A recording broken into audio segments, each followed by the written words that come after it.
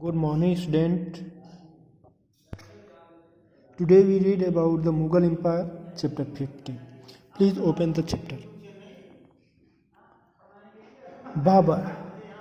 Babur attacked India in early 16th century. At that time, India was an easily prey for any invader, as it was divided into number of small states. These small state kingdoms were incapable of standing up to any foreign aggression.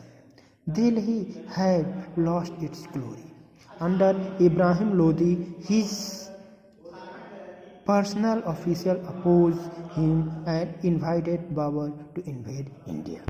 Babar 1526 ईस्वी में भारत पर आक्रमण किया।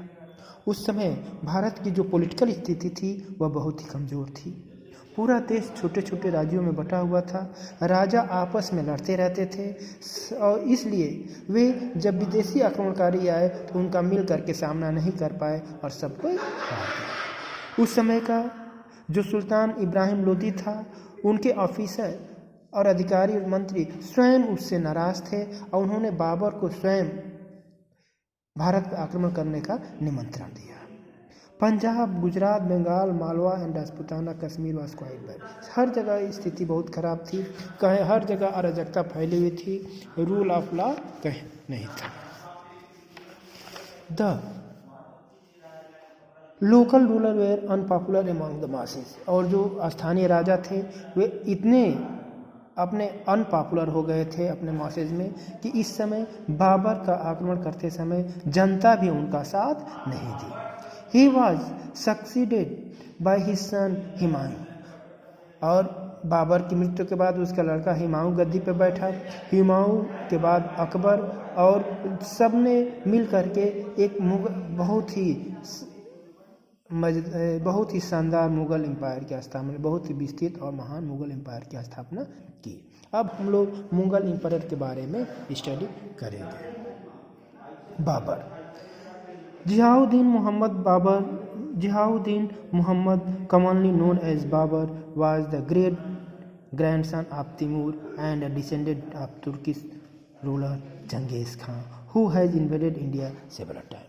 बाबर जिसमें दो महान आक्रांताओं का blood था, एक तरफ चंगेज खान और दूसरी तरफ तिमूर, इसलिए वो एक बहुत बड़ा महान सेना नायक और सुल्तान था।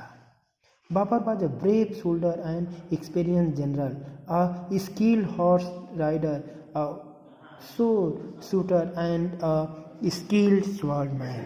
बाबर एक योग्य सेनापति, स्वॉर्डमैन तलवारबाज था और एक महान एडमिनिस्ट्रेटर भी था। After becoming the ruler of Kashmir, Kabul, he conquered Ghazni and Samarkand. Kabul का शासक बनते ही उसने अपने पड़ोसी राज्य गजनी और समरकंद पर अधिकार कर लिया, लेकिन बहुत ज़्यादा दिन तक वो समरकंद पे अपना अधिकार नहीं रख सका और वहाँ की लड़ाई में वो हार गया। हारने के बाद उसने भारत में अपने भाग्य का आजमाने का प्रयास किया। Babar was only attracted by a fabulous wealth of India. अब बाबर भारत में सिर्फ भारत में जो संपदा थी, जो हीरे जवाहरात सोने चांदी थे, संपत्ति थी, उसी को देख करके आकर्षित हुआ था। Babar became the ruler of Hindustan by defeating the army of Ibrahim Lodi in the first battle of Panipat in 1526। Babar Bharat का बादशाह बना और उसने पानीपत के फर्स्ट युद्ध में जो 1526 में लड़ा गया था, इब्राहिम लोदी को हराया। इब्राहिम लोदी को हराने के बाद दूसरे अफगान शासकों को भी उसने हराया और उनके प्रभाव को कम किया। वो अपनी सेना में जिस संपत्ति भारत से मिला, खजाना मिला, उसको अपनी सेना और अधिकारियों में बांट दिया ताकि वो खुश रहें। और अफगान सरदारों को से अपोज जो हो रही थी उसको उसने रोकने का प्रयास किया। In order to have complete control over north India, Babur to defeat Rajput as well. और उत्तर भारत में, नॉर्थ इंडिया में अपना अधिकार करने के लिए, पूरी तरह से अपने शासन को स्थापित करने के लिए अफगानों के बाद जो दूसरे शक्तिशाली राजा थे वे राजपूत थे, उनको भी हराया। The two side friends first battle of Karwaan where Rana संगा एंड डिफीटेड, और राणा संगा खानवा के बैटल में राणा संगा को उसने हरा दिया।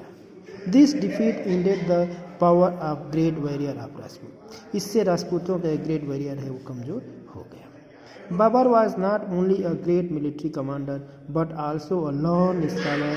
ही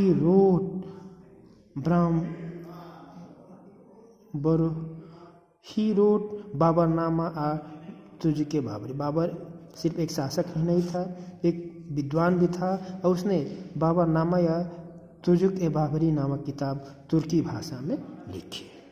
ओके बेटा, thank you, have a nice day. इसके बाद का जो टॉपिक है वो नेक्स्ट वीडियो में हम एक्सप्लेन करेंगे।